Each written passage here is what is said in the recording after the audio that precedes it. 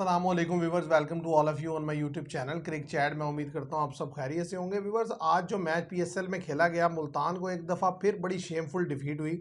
पूरी टीम जो है उनकी 89 रन्स पर बोल्ड आउट हो गई। रिजवान जो है वो 44 रन्स बनाए उन्होंने 44 बॉल्स पर, और खुरम शहजाद ने एक्सीलेंट बॉलिंग की, उन्होंने 4 विकेट्स लिए। और टॉप ऑफ द ऑर्डर के जितने बैटर थे सारे के सारों को उन्होंने बेबस करके रख दिया। एक्सीलेंट बॉलिंग की है खुरम शहजाद ने। और उसके बाद जो सबसे ज़्यादा हैरानकुन बात थी कि जिस तरीके से आकर फिर चेज डाउन किया कोयटा ने उसको, जस्ट 6.5 ओवर्स में रन्स जो है उन्होंने बना लिया। और उसमें साउथ शकील ने बड़ी ज़बरदस्त इनिंग्स खेली, फिन एलन ने बड़ी ज़बरदस्त इनिंग्स खेली। साउथ शकील इसलिए हैरानकुन थे क्योंकि उनका ये स्टाइल नहीं है बैटिंग करने का, लेकिन फिर भी 20 बॉल्स पे 40 प्लस रन उन्होंने किए, 3-4 सिक्सेज लगाए और 200 प्लस का उनका स्ट्राइक रेट था। तो आप इसको कैसे देखते हैं? पाकिस्तान के लिए एक किस्म का ये खुशाइंद इसलिए आज से है कि जिस तरीके से साउथ शकील बैटिंग कर रहे हैं, तो अगर T20 में नहीं तो ओडीआई में तो वो एडजस्ट होते हुए दिखाई दे रहे हैं। ऐसे ही है जैसा कि आपने देखा कि अभी चांस भी दिया उनको और ये चैंपियन ट्रॉफी में खेलते हुए नजर आए हैं। वो आप देखें वादे तौर पर स्ट्रगल करते हुए नजर आए। स्पिनर के खिलाफ बेहतर खेलते हैं। अगर उन्होंने बेहतर किया अपने आप को, क्योंकि जिस तरह वो टीम को लेके चल रहे हैं, 20 प्लस रन 40 रन किया आज उन्होंने 20 बॉल्स पे। कैमियो जिस तरह खेला शानदार। पर मैं ये कहना चाहूँगा कि मुल्तान सुल्तान का जो है ना, आप देखें कि तमाम डिपार्टमेंट में वो फेल हो चुके हैं। ना उनसे बॉलिंग हो रही है, ना रिजवान से कैप्टनसी हो रही है।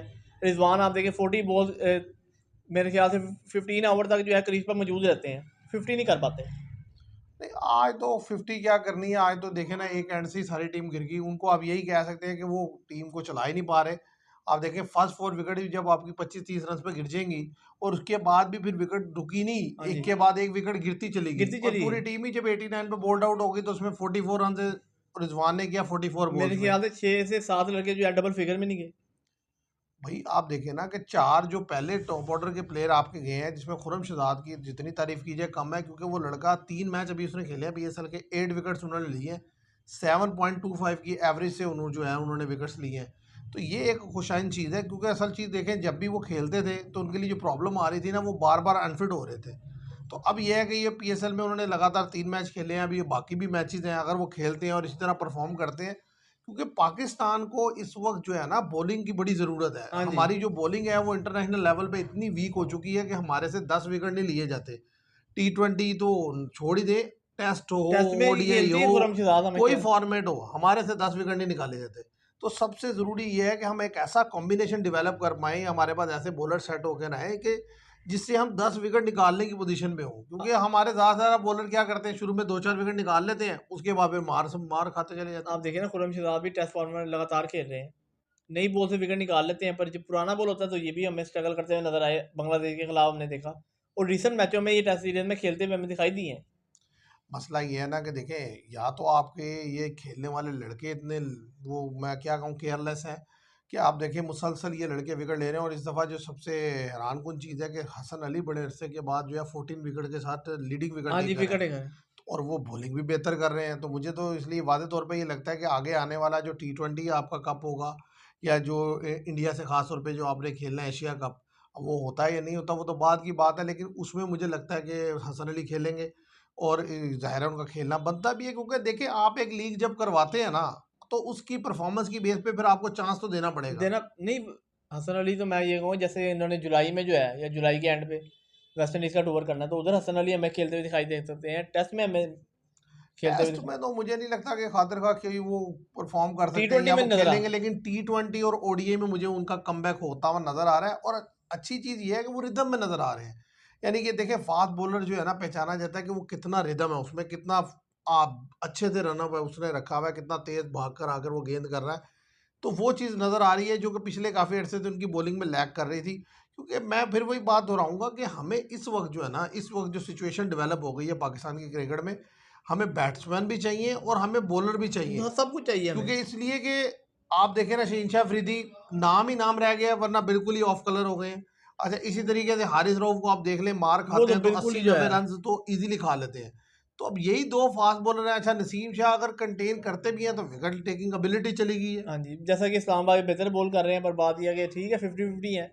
जब इंटरनेशनल में परफॉर्म करेंगे बात तो फिर बात चलेगा। उनके आपको बॉलर चाहिए। खुरम को अभी इन्होंने ओडीआई डेब्यू नहीं कराया, वो जस्ट उनको टेस्ट फॉर्मेट के लिए रखा नहीं, हुआ है। मुझे इसलिए इस लड़के का है क्योंकि ये नया बॉल बेहतर करता है, तो आपके पास ये अपॉर्चुनिटी होती है कि आप अगर ऐसा बॉलर यूज कर ले 6-7 ओवर शुरू में ही करवा हाँ ले, जी। क्योंकि अब तो गेंद नया होता है दोनों एंड से। नहीं, वो भी तो खत्म हो रहा है ना रूल अब देखिए, मैच। चाहे रूल खत्म हो जाए, 20-25 ओवर तक गेंद अच्छा ही हाँ रहता है। जी। तो आप अगर पहला स्पेल 5 ओवर का करवा लेते हैं, फिर 2 ओवर करवा लेते हैं, फिर आपके पास 3 ओवर होते हैं, फिर वो लास्ट में आप किसी भी टाइम यूज कर सकते हैं।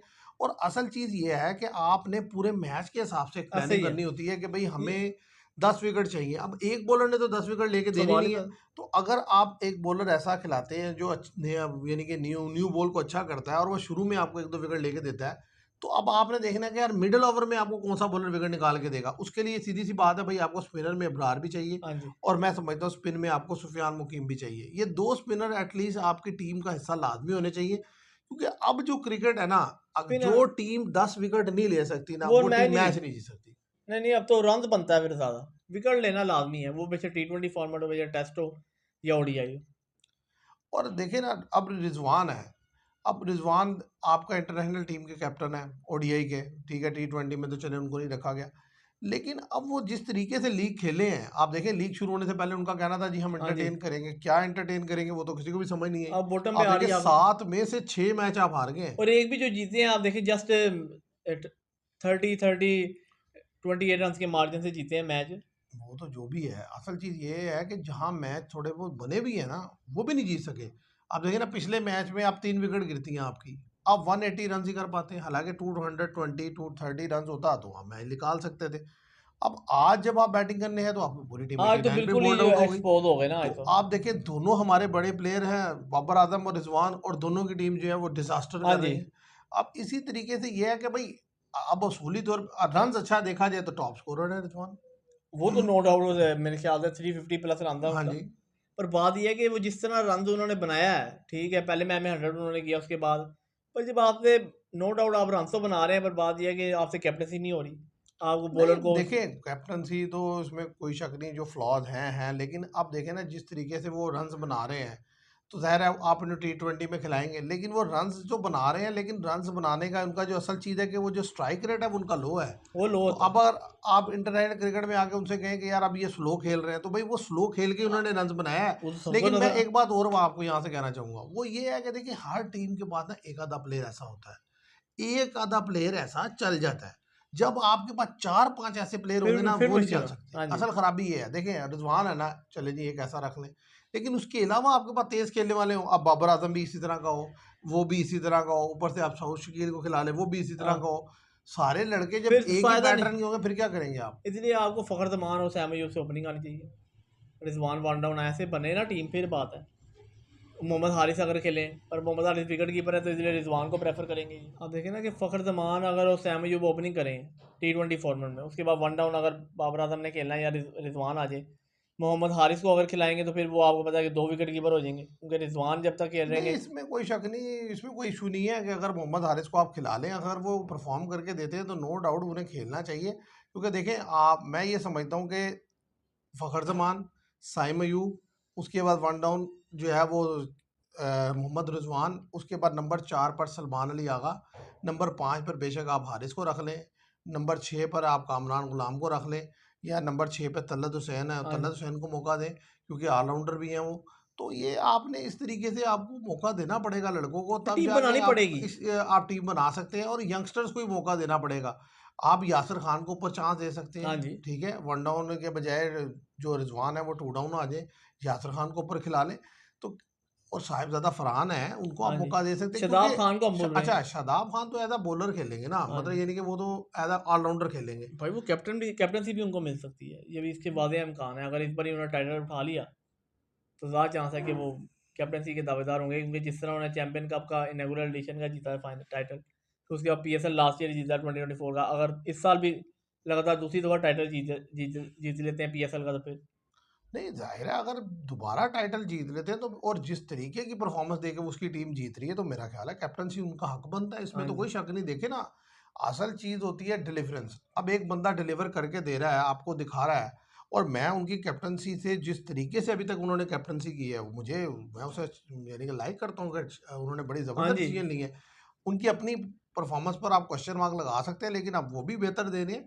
कि भाई उसमें ये है कि वो बॉलिंग में कर जाते हैं, बैटिंग में कर जाते हैं। अदरवाइज अगर वो दोनों से थोड़ा थोड़ा भी डिलीवर करें तो एज एन ऑलराउंडर खेले तो बहुत अच्छा है। ऐसा ही है। और जिस तरह वो नज़र आ रहा है हमें, आप देखें उनके, आप देखें टॉप पे जा रही है पीएसएल में जो नंबर 1 टीम है वो इस्लामाबाद यूनाइटेड, 10 पॉइंट हो गए हैं उसके। कल फिर उनका मैच खेला जाएगा, तो ज़्यादा चांस है प्ले ऑफ फाइनल तो वो खेलेंगे। वो तो जो नज़र आ रहा है, देखें इस वक्त जितनी भी टीम्स हैं, अब कोयटा जो है वो तेजी से एक मर्ज हो रही है टीम, जो बेहतर परफॉर्म कर रही है, कि जिन्हें लगातार 3 मैच जीत लिए हैं और जिनका कॉम्बिनेशन क्लिक करी है। क्योंकि जिस टीम का कॉम्बिनेशन क्लिक करता है ना लास्ट मोमेंट पे आके, वो बड़ी खतरनाक टीम होती है। अदरवाइज मुझे नहीं लगता कोई ऐसी टीम है जो कि इस्लामाबाद को कोई टफ टाइम दे सकती है। चाहे क्वालिफाई कर जाएंगी, लेकिन फिर इस्लामाबाद लाहौर जो भी है वो बेहतर है। इजीली नहीं अच्छा है, लेकिन एक होता है ना बहुत एक्स्ट्रा ऑर्डिनरी कोई कॉम्बिनेशन क्लिक करना। अब कराची भी जैसे वो ठीक मैं है कोयटा में देख रहा हूँ, अब देखो ना कोयटा जो मैच जीता कराची से, वो फंसा हुआ मैच था। उसके बाद से लगातार जो वो दोनों मैच जीते हैं, उन्होंने वन साइड जीते। हाँ जी, आज तो बिल्कुल ही वन साइडेड। और पिछला जो उसमें तो कराची वालों की कुछ उस मैच नहीं, में वो गलतियाँ। तो उस मैच में तो नो डाउट के कराची की गलतियां थी, लेकिन ये कि वो जीतने के बाद जिस तरीके से कमबैक किया कोयटा ने अब 2 क्योंकि मैचेस में। कराची की भी कोयटा की अगर हम बात करें, 2 से 3 मैचों में बैटिंग कोलैप्स कर गई बिल्कुल। जिस तरह हम्म के बैट्समैन है, खुशहाल मेंडिस हैं, रायली रोसू हैं, हम्म। हसन नवाज को ये ऊपर नहीं खिला रहे, उसके बाद फिन एलन ओपनिंग कर रहे हैं, सऊद शकील कर रहे हैं। क्योंकि सऊद शकील के आने की वजह से इसलिए हसन नवाज को मौका नहीं मिल पा रहा। अगर हसन नवाज और फिन एलन ओपनिंग करें तो इनकी ओपनिंग बड़ी शानदार होगी। असल में बात ये है, साउथ शकील वहां आ रहे हैं, उस नंबर पे रन हाँ जी, करके दे और रहे वो हैं। जैसे पहले मैंने रीज़न दी कि उनका यही रीज़न है कि उनको पता है कि मैं पहले 6 ओवर जो है यूटिलाइज कर लूँ। नहीं देखो, अगर एक लड़का आकर अपनी गेम बना लेता है तो हमें उसमें कोई वो तो नहीं कि भाई वो क्यों बना रहा है। जिस तरह आज उन्होंने इनिंग्स खेली है, अगर ऐसे वो अपने आप को कैरी ऑन करें कि देखें ना 20 गेंदों पे 40-42 रन कर रहे हैं, फिर किसी मैच में वो कर जाते हाँ हैं, जी। तो इसका मतलब है फिर उनको खेलना चाहिए, इसमें कोई शक नहीं। क्योंकि देखें उसके अंदर ये तो क्वालिटी है, वो स्पिनर को अच्छा खेलता है, टेक्निकली साउंड प्लेयर है, नो डाउट। हाँ, वो ये प्रॉब्लम थी कि फास्ट के गेंद उतना कंफर्टेबल नहीं थे जितने वो स्पिनर के गेंद हैं। तो अगर वो इंटरनेशनल मैचेस में भी आकर उसको ओवरकम कर लेते हैं उस चीज़ को, तो बहुत अच्छा है। फिर ठीक है, हाँ जी, अपनी खामियों पे काबू पा लेते हैं तो। और अब अगर हम बात करें कि जो इंडिया में जो कमाल कर दिया सूर्यवंशी ने, हाँ जो जी, 14 इयर्स ओल्ड प्लेयर हैं, और उन्होंने जो है वो कम बॉल पर जो है T20 सेंचुरी जड़ सेकंड दी है जिस हाईएस्ट तरीके से, आईएपीएल। बड़ा ही शानदार बैटिंग की है। और लेग स्टंप पे तो वो बहुत ही पावरफुल लगे हैं, मेरा ख्याल है ऑलमोस्ट 11 में से 8 टू 9 सिक्सेस उन्होंने हाँ लेग जी, स्टंप पे लगाए हैं। और जहां बॉल पड़ी है लेग पे या थोड़ी भी शॉर्ट ऑफ लेंथ गेंद थी, उन्होंने बहुत हाँ सही करारा है। प्रहार प्रहार किया उस पे ऊपर। आप देख लें कि जिस तरह वो पहले मेरे ख्याल से 4 से 5 मैचेस नहीं खेले, फिर लगातार 2 से 3 मैचेस खेल रहे हैं। एक पिछले मैच में भी मेरे ख्याल से 40 प्लस रन किया था उन्होंने, इस मैच में बहुत ज़्यादा शानदार खेले। 35 बॉल्स पे ये आईपीएल की सेकंड हाईएस्ट सेंचुरी है। नहीं देखिए, असल चीज पता क्या बात ये है कि टैलेंट तो ज़ाहिर है इंडिया में है, इसमें कोई शक नहीं। असल चीज क्रेडिट उन लोगों को भी देना होगा जो उस टैलेंट को हाँ जी, उठाकर लाते हैं। देखिए 14 साल का लड़का है, अच्छा खेल रहा है, ठीक है, लेकिन आखिर एक कोई ना कोई तो वो नजर है ना जिसने पिक किया कि यार इस लड़के को जो है आईपीएल में चांस देना चाहिए, और वो लड़का भी डिलीवर करके दे रहा है। हमारे यहाँ मसला ये है कि वो जो टैलेंट हंट है ना, कि हाँ यानी जी, कि जिसमें टैलेंट पिक किया हाँ जी, जाता है, वो हम नहीं है। उसी में लैग कर जाते हैं, तो बाकी क्या करना है हमने।